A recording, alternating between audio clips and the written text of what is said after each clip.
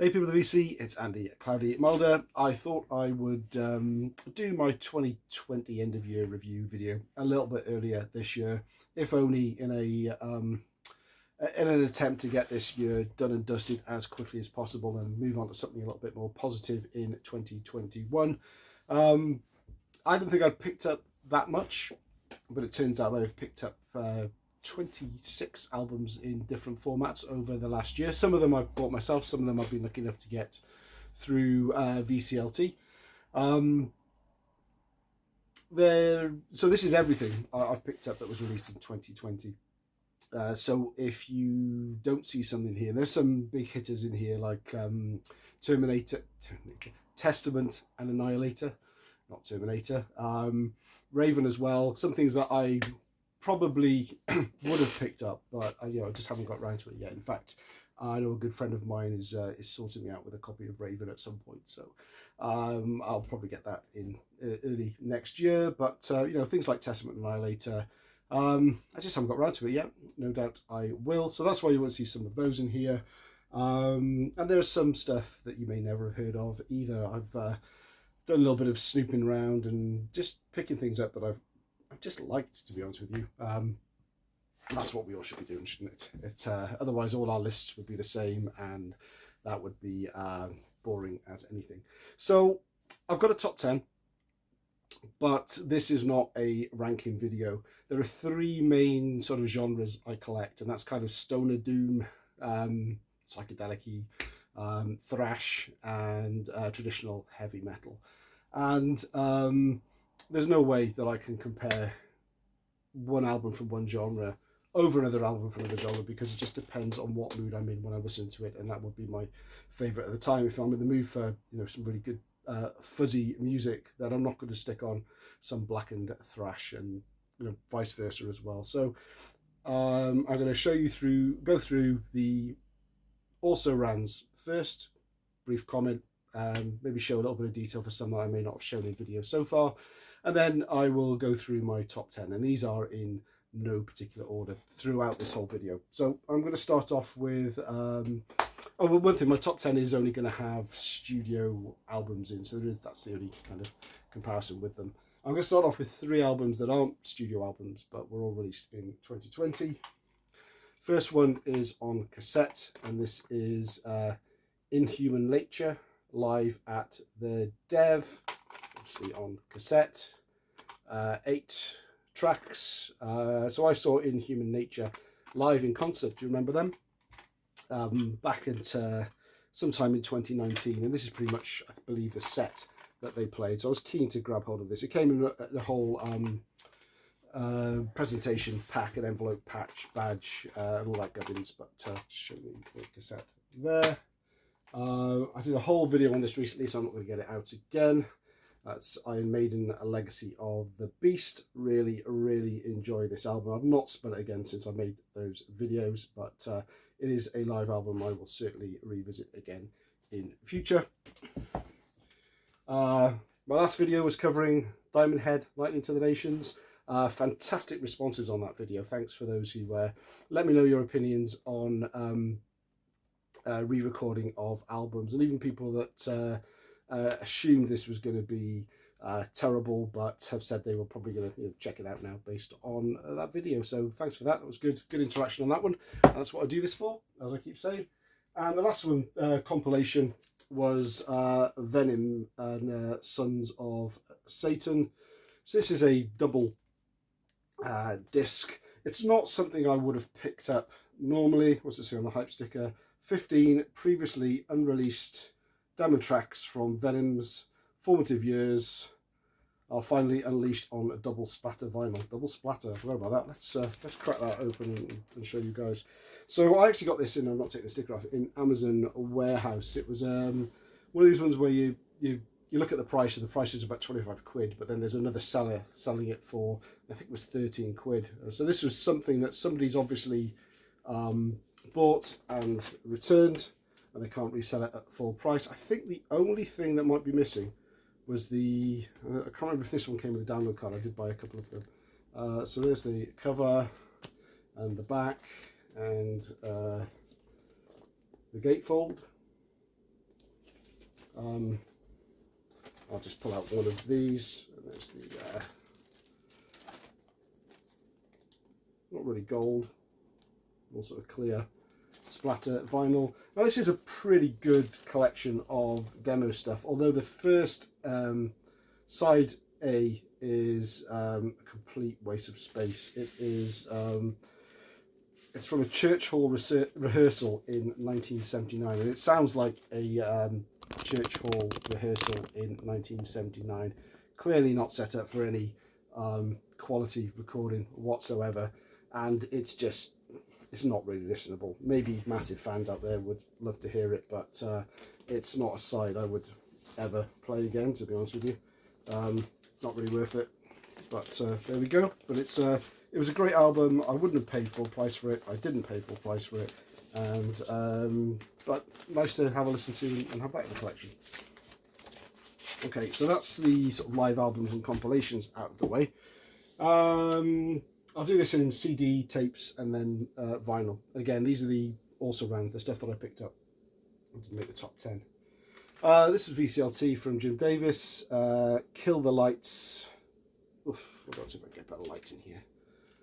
I just Kill the Lights to show Kill the Lights and The Sinner. Not a massive fan. I think this comes under the metalcore bracket. I normally don't like bands that sort of have harsh and clean vocals. It's usually the harsh vocals I don't like. In this case, the harsh vocals aren't so bad, but the clean vocals, I don't know, they just sound generic and boring, to be honest. But this is Kill the Lights and The Sin. I believe they're a super group, someone from Bullet from My Valentine and other bands that I'm not familiar with or particularly like. Heathen, Empire of the Blind, again, hasn't really clicked with me. Now, this isn't a bad album. I'm not going to say this is terrible. I'm also not going to say it's as good as the 80s stuff. I've heard plenty of people say that people don't like it because they're expecting thrash. I didn't care whether it was thrash or not. It just hasn't clicked with me. I think it's a little overproduced. The vocals are just the same, seem to be, to me, the same level all the way through. And I will give it another go, certainly. That was, again, VCLT from Jim. As was this, Freaks and Clowns, and their album Justice Elite, band I'd never heard of, but if you're into your power metal, traditional heavy metal power metal, then these are definitely worth checking out. I did enjoy listening to that one. Neuron Spoiler, British traditional heavy metal. Third album, self-released, produced by Flemming Rasmussen, the Metallica guy, and the album is called Spoiled for Choice. Really, really good. That was bordering on my top 10, that one. Rune Masters' second full-length album, The Wanderer. Not liking it as much as the first album, but it's still a good release from Rune Master. This is kind of slightly doom-laden heavy metal. Onto the tapes. This is one that I really enjoyed. I've shown this one in the Dying Victims production hall. This is a Megaton Sword on their new album, their first album, Blood Hails Steel, Steel Hails Fire. And I like this one so much, I also picked up their EP that they released earlier in the year, which is called Niralet. Not shown that one yet. Not as good as the full-length album, but still enjoyable nonetheless. I think I've only spun it 1 or 2 times, so there we go. Worth checking out, Megaton Sword. So new band for me this year. Upside Down and the right way up. There we go. And another 2 from Dying Victims Productions as well. Both kind of in a thrash bracket. Armored Knight and The Sacred Flame. I think this is an EP. Yeah, it's a double EP. It's got The Sacred Flame on one side, which is their 2020 release, and their previous EP, which is Ashes of Glory, on the flip side. And then we've got Savagery, Off the Ruins. Really good thrash metal as well. There we go. those are the 2020 releases that I picked up on tape. Haunt Mind Freeze. I got this as VCLT from Kevin Wargod 60. He's a massive Haunt fan, and we kind of did a little bit of a trade. I think I sent him some Midnight Force Scottish metal, and he sent me some good old American traditional heavy metal. This has one of the album colours of the year. There we go. Look at that. The album looks a thing of beauty. Now I've not fully clicked with Haunt yet. I did pick up pretty much the whole back catalogue on CD as well. Mind Freeze though is it's the best thing that I've heard from them. Sound a bit fresher. I find the singer just a little bit. I don't know, he doesn't excite me with his vocals. They've released so much in the last 2 or 3 years. I think this is one band that would have benefited from maybe less releases and higher quality of those songs that are on there rather than spreading out. I mean, they've got some good stuff, and I will go back and I will familiarise myself much more with familiarise myself much more with the band over the next year or so at least. But fantastic of Kevin to send me that. I did enjoy that one.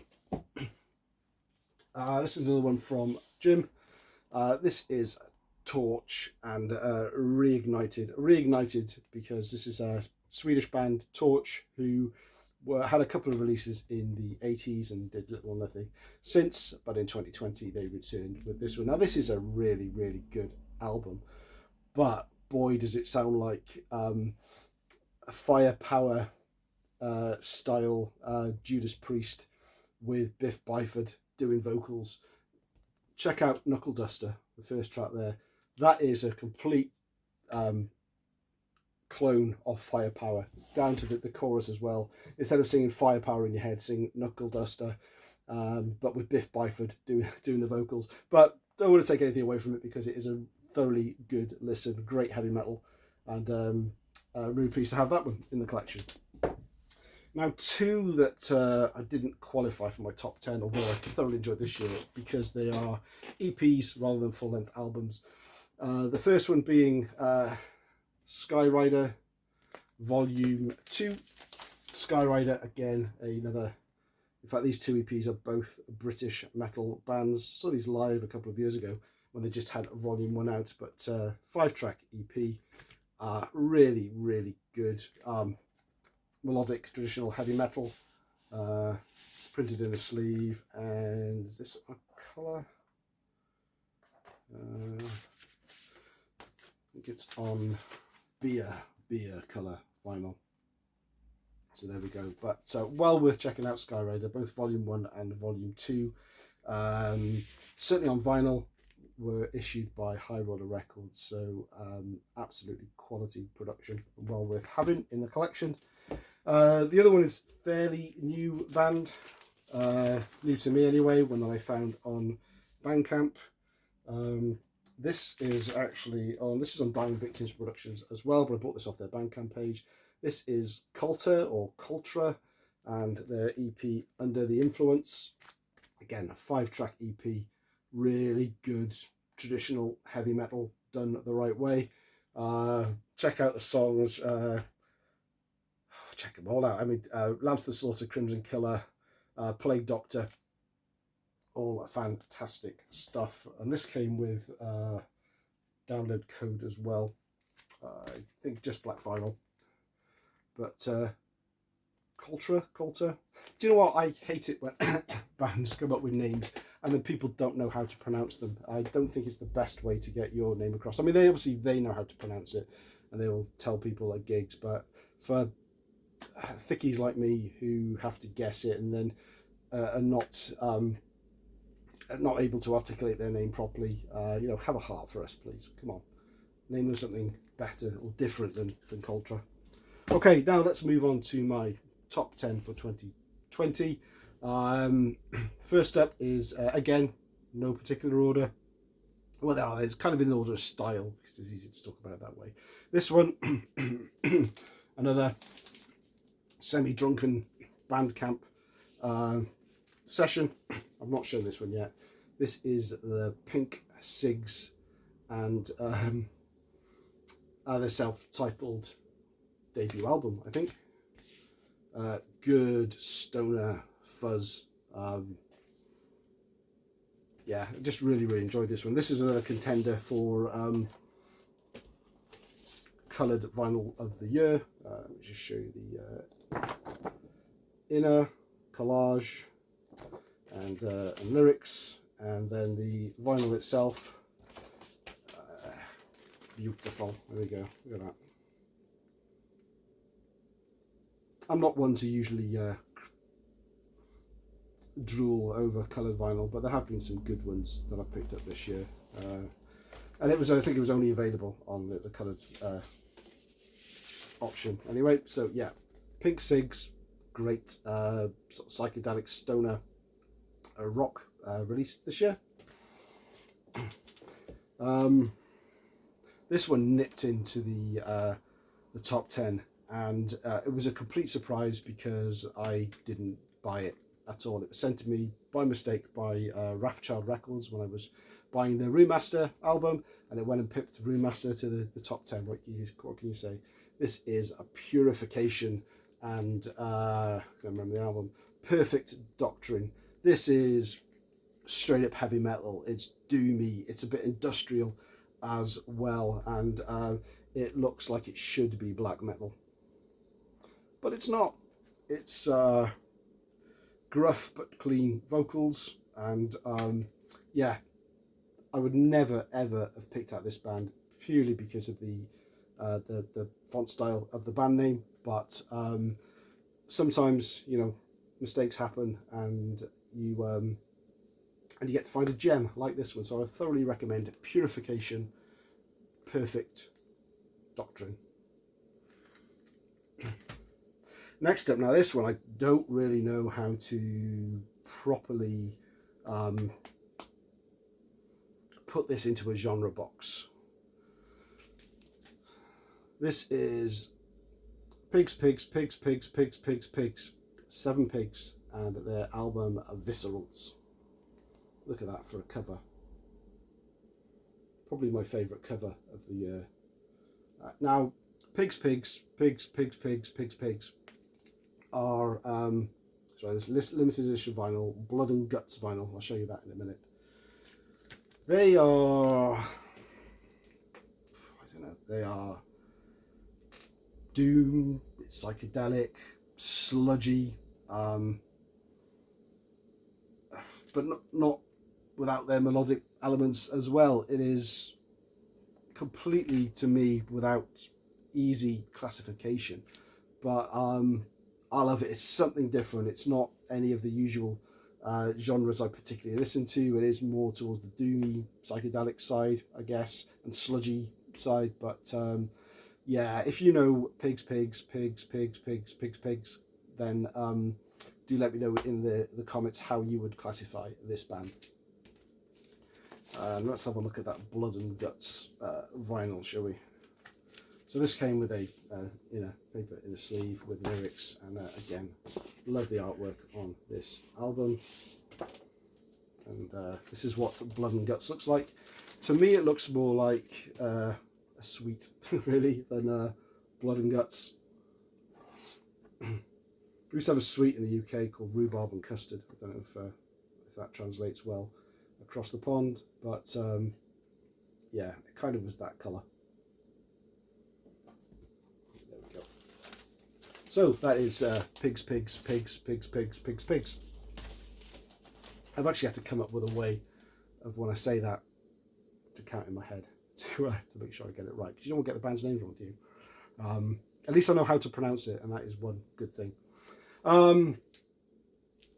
How could I not include Hellripper, the Affair of the Poisons?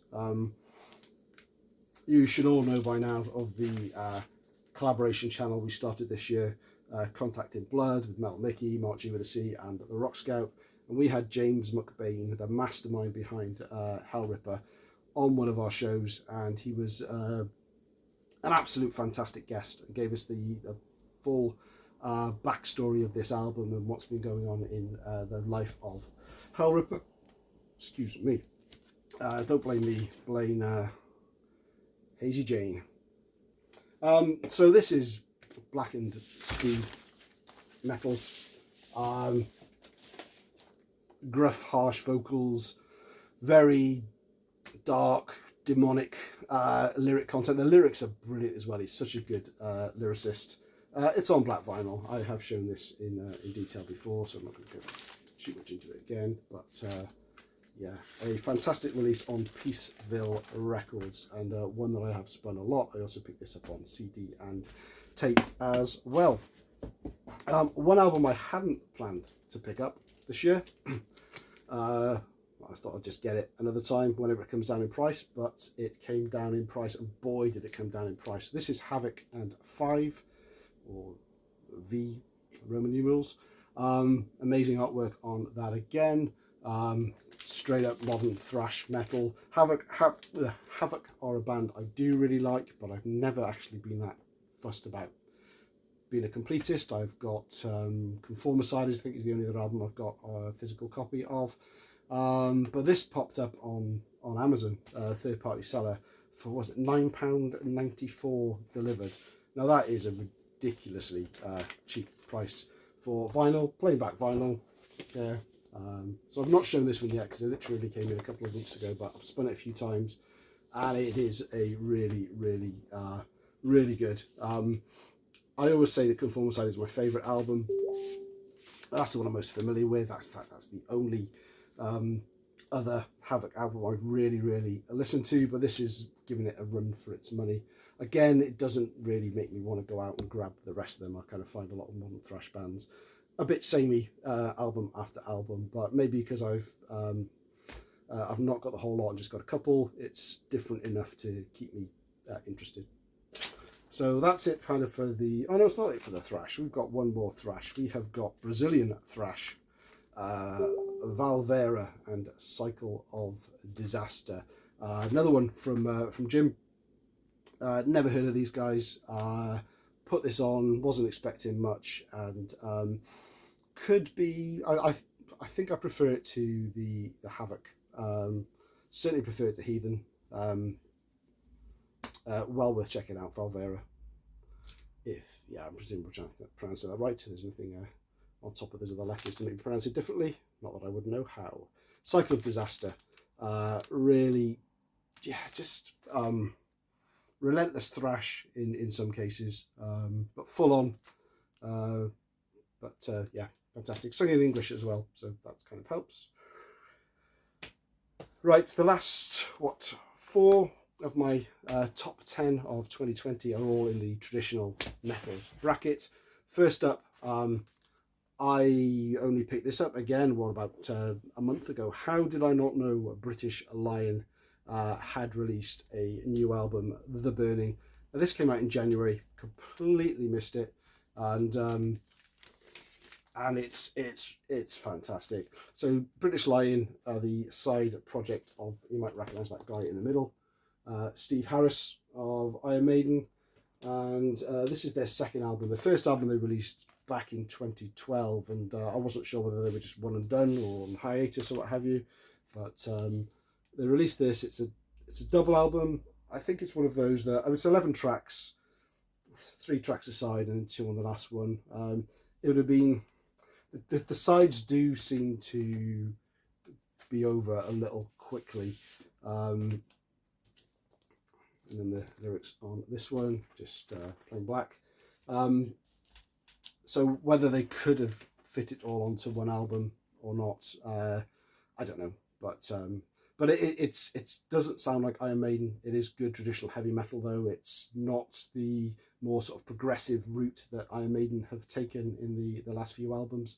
But it's a really, really solid album, and I'm so glad I kind of came across it again. I was just browsing online and saw it for a fantastic price and grabbed it for a double album. I think it cost me under 15 quid delivered. If I'd have known this came out in January, I would have definitely paid full price for it. Next two both from Jim, so I'm not going to keep saying that. Air Force Strike Hard. I didn't expect to like this one as much as I did. I knew a little bit about Air Force. I know they were early sort of friends and on the scene with Iron Maiden back in the early 80s, and Doug Sampson is who was one of the original Maiden drummers before they recorded anything. So I didn't expect much from it, but it is awesome. It's really, really good traditional galloping heavy metal, and the vocalist actually does sound a lot like Bruce Dickinson. I kind of expected the vocalist to sound a bit more like Paul Di'Anno, being early Maiden stuff, but nope, he sounds a lot more like Bruce Dickinson, and he's got a fantastic voice. Can't remember his name. I'm not going to open it up, but yes, if you haven't heard Air Force Strike Hard, thoroughly recommend them. This was my big surprise of the year. As I said, I didn't expect too much from it, but it didn't let me down. Armored Saint, Punch in the Sky. Great new album from Armored Saint. It really is good. It took me a long time to get into the previous album, Win Hands Down. This, straight away. It's on a deep purple vinyl. Again, double album. Gatefold. Lyrics and whatnot. It's on Metal Blade, so I think there's a poster. Okay, what have we got in here? We've got a download card, and don't think I've even opened the poster yet. Yeah, just the album cover on what, A3 or A2. But the album itself, really, really good, really strong. Kind of no frills. I mean, it's Armored Saint, and you know what you're going to get with Armored Saint, or you certainly know what the sound is going to be like. But I'd say better than Win Hands Down for me. Although I do like Win Hands Down a lot, it just took me a long while to get into it. Whereas this clicked straight away. And the last one for today, and is according to the hype sticker, which I dropped,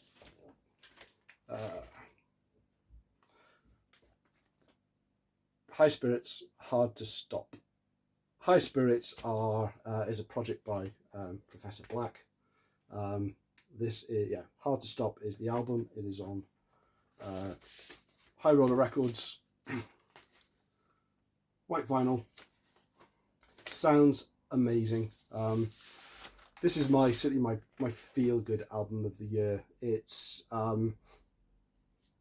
melodic heavy metal, but it's really, really kind of uplifting. Puts you in a great mood when you're listening to it. I can throw it on and listen to this anytime. So this is probably between this and maybe Hell Ripper and Air Force, and see, this is why I can't do a top 10.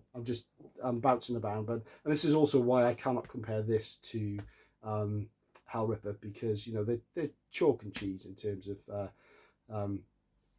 genres, and I love them both, and it just depends on what mood I'm in before if I want to as to which one I want to listen to. So High Spirits, Hard to Stop. I would thoroughly recommend checking this one out. Usually for High Roller, it doesn't come with a poster or anything, but it does come with lyrics. So there we go.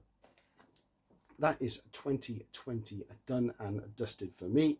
Certainly in new purchases, I may well pop up with another video or two before the end of the year, because we're just entering a stricter lockdown and there's cock all else to do. So if I don't see you before Christmas, have a great holiday, and I'll certainly see you again before the end of the year. Thanks for watching. As always, appreciate the subs. Had quite a few over the last month. So if you're new to the channel, hope you stick with it, and you'll see more of this nonsense throughout next year. Cheers.